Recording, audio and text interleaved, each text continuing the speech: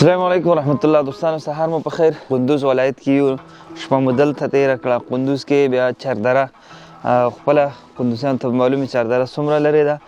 نو دلته جمعه بازار ساحې ته راغلي یو. دغه ساحې خلک چې مونږ ګورو واقعا مستحق خلک دي، غریب خلک دي، زحمتکش او خواریکښ خلک دي. دلته راغلي وو، د یوه غوښتنه کړې وه قمر بنسټ ورسره اسلامي کوسس نه. الحمدلله غوښتنه په سر سترګو ورته ومنله. څه شي غوښتنه یې کړې وه؟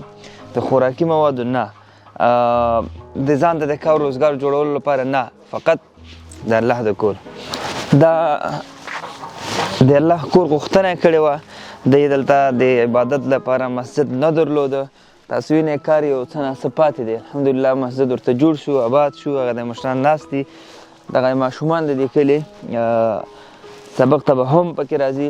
او اوس ورځو دننه مسجد به تاسو باندې وګورو. کوشش مو دی چې په اساساتو کار وکړو. بله مهمه موضوع دا ده، دغه مسجد زموږ ساجدې په نامه یو خورکۍ جوړ کړی دی. داسې یو مسجد جوړولو لپاره چې هغې عرض 15 متره او 2.5 متره برنډه وي، 10 متره طول وي. دغسې مسجد جوړول 2300 ډالر پې مصرف راځي. دا ساجدې خور جوړ کړی دی.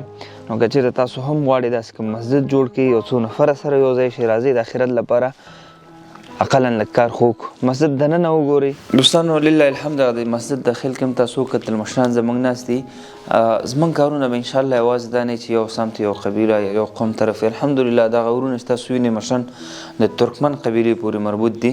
او دې نه مخکې بغلان کې هم د دوی لپاره موږ کار کړی دی. د دوی په نمایندګۍ به یوازې د حاجي صاحب خلاصه یک دو خوش پښتو پوهېږي مهرباني. انشاءالله دې مسجد کې ته ترکمن علاقه دی. ماشاءالله زمونږ جماعت جوړ شو، زمونږ خلقونه ټوله خوشحاله شو. ورپسې بیا دعا هم کوم، ساره قومان دعا کوي، ټولو قومان انشاءالله ترکمن خلق دی داسې ښه خلق دی. انشاءالله دې امید داسې امید چې ته داسې خدمتونه کړي. د مدیر صاحب ته ډېره خوشحالم، ټوله کارمندان ته خوشحالم.